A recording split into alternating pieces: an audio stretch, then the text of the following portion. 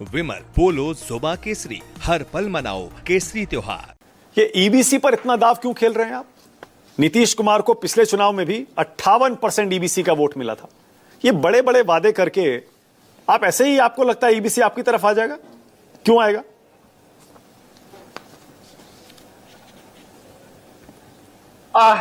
मानक भाई, निश्चित तौर पे नीतीश कुमार पिछले 20 सालों से ईबीसी की कमाई खा रहे हैं। यानी कि ये कह दीजिए कि ईबीसी का कोटा सिर्फ नीतीश कुमार खा रहे हैं या ईबीसी का इस्तेमाल नीतीश कुमार कर रहे हैं। क्या सचमुच 20 सालों में नीतीश कुमार जी को, 11 सालों में भारतीय जनता पार्टी को जो ईबीसी के लिए करना चाहिए, तो ये क्या?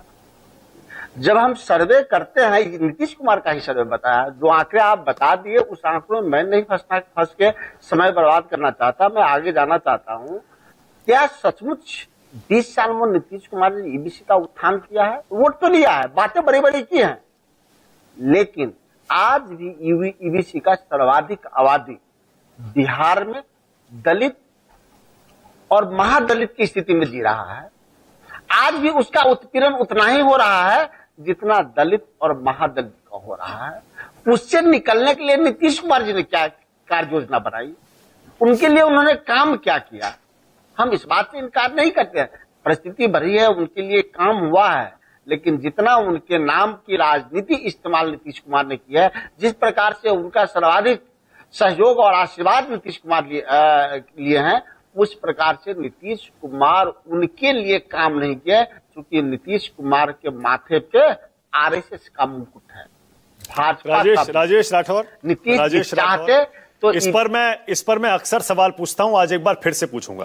कांग्रेस पार्टी पर बिहार की जनता यकीन क्यों करेगी जब ये आरक्षण का मुद्दा, जाति का मुद्दा, ओबीसी का मुद्दा, या 100 में 90, 50% की आरक्षण की दीवार तोड़ दो, इस पर क्यों यकीन करेगी?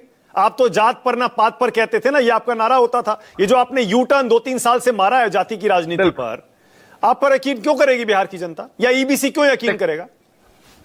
देखिए, दो तरीके से मैं जवाब देता हूं।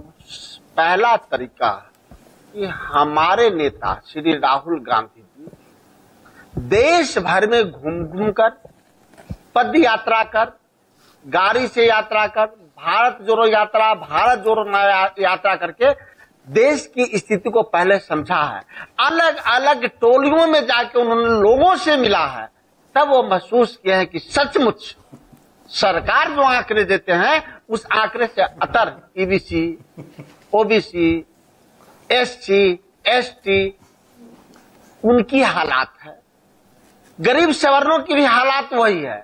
तो हमारे नेता पर फिर विश्वास क्यों करेंगे? सवाल आपका है, हो सकता है, क्या सवाल भी जायज है, लेकिन मेरे नेता जो कहते हैं वो करके दिखाते हैं। मेरे नेता जुबान से नहीं मुकरते। अच्छा, जो बयान हमारे ठीक है, ओके, एक सेकंड रुकेगा, ऑलरेडी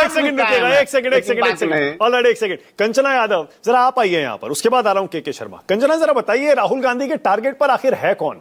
बहुत सारे विश्लेषक ये मानते हैं, और बीजेपी और जेडीयू तो साफ साफ कहते हैं कि ये कांग्रेस के निशाने पर आरजेडी है। कांग्रेस अपना खोया वोट बैंक हासिल करना चाहती है, इसीलिए तेजस्वी को सीएम भी नहीं मान रही है।